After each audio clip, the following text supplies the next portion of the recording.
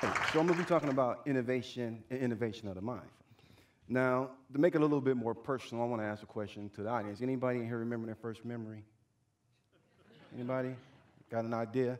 Now, if you would ask me that question, my first memory, okay. My first memory, I'm in Miami, Florida. I'm 4 years old. It's at night.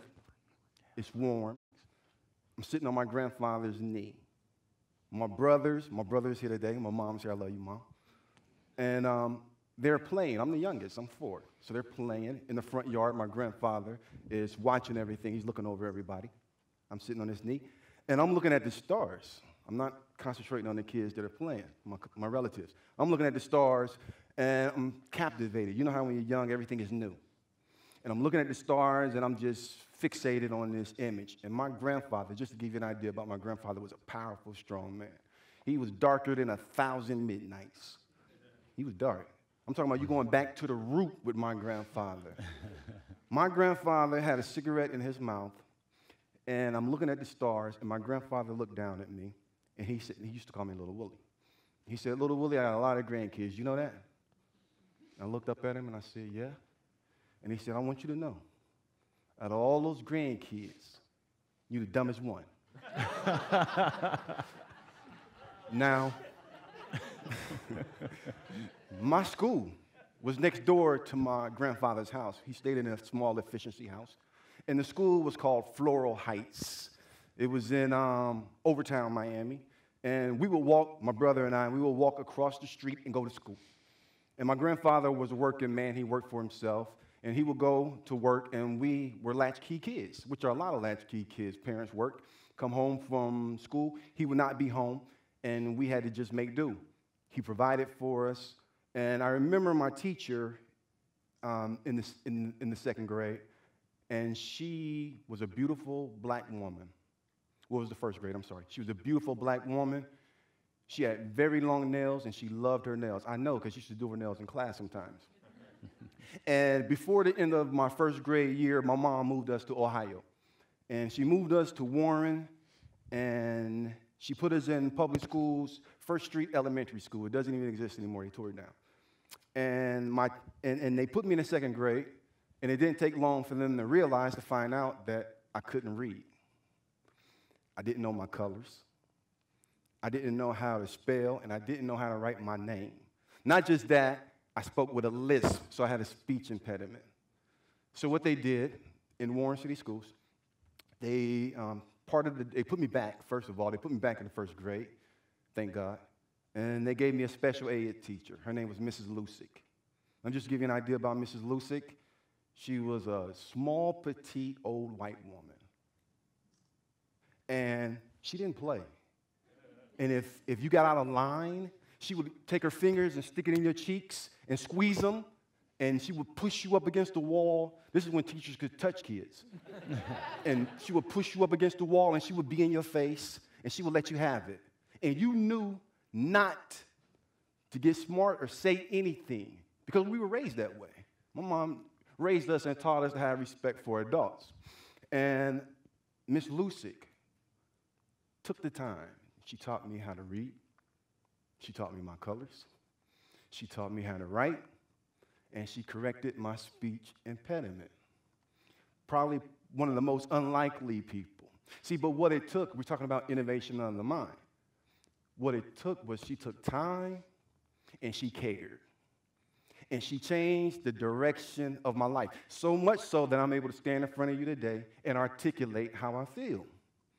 Now, I can mention a lot of people who intervened in my life. It wasn't just Miss Lucic, but Miss Lucic stands out. Now, of course, my mom was very helpful. I got to say that. Yeah, I got to say that, because I got to be around her when this is over with. And my mom is the type of person, she'll say, listen, you was talking about that teacher, but who was feeding you? Who fed you? And I'd be like, listen, I only had a few minutes to talk. She'd be like, I don't care. You had enough time to say who fed you. So it's official. My mom fed us. Very well, okay? So, and I understood why my mom moved us to Ohio. And she don't know, but I was about 18 years old, and I was looking through some of her personal papers. She had a box, and I was looking for my birth certificate and my Social Security card. And I was going through her box, and I remember finding this picture. And I'm looking at this picture, and I'm being honest. I thought she had adopted one of those kids in a third world country. And she didn't tell us. So I'm looking at this picture, and I'm turning it, and I'm spinning it.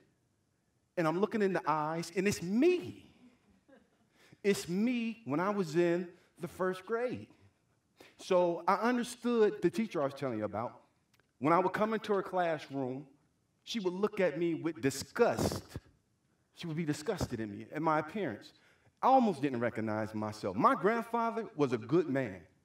I learned a lot from my grandfather. My grandfather dropped out of school in the third grade to support his family. My grandfather was a veteran of World War II. My grandfather was one of the few African-American men who actually saw action in World War II. He wasn't relegated to a cook or just a handyman during the war. He actually fought in the tradition of the Buffalo Soldiers. So my grandfather was very strong. He taught me a lot of good things, a lot of things about life. And he wasn't an affectionate man. He wasn't a hands-on kind of guy. He wasn't the kind of guy, if you fell down, he'll kiss your boo-boo. He didn't do that. He figured what his job was to feed you and discipline you. And I got a lot of that. And I remember finding that picture, and I tore that picture up in like 100 pieces, in my mind at least. I didn't want anyone to ever see this picture. And I guess probably about a few weeks later, I was with my mom, and we were in the kitchen. She was cooking, and I was doing dishes, and I brought it up. I brought the situation of my grandfather up, and we never talked about it. And I said, listen, I don't think he liked me. And she said, well, he was rough on everybody. I said, hold on now, this is different. This wasn't no just rough on everybody.